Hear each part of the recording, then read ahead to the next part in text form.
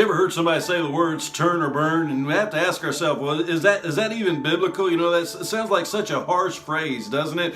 Turn or burn. Well, you know what Jesus said? Jesus said in Luke chapter 13 and verse 3, he said, unless you repent, you shall all likewise perish. Now that sounds a whole lot like turn or burn, doesn't it? Now, Jesus doesn't use that phrase, but that's exactly what Jesus is saying. And so we have to ask ourselves the question, what are we saved from? We're saved from sin. And so what do we need to do? We need to repent from that sin, and we need to turn to Jesus, and only Jesus can cleanse us from that sin. But we need to understand that if we're not saved from our sin, if we don't repent from our sin, what is awaiting us? Hell is waiting us. Hell is waiting for the unrepentant, for those who haven't repented from their sins, for those who haven't turned to Jesus Christ to be cleansed from their sins. And so is the message turn or burn biblical? You better believe that it's biblical. Unless you repent, you shall all likewise perish.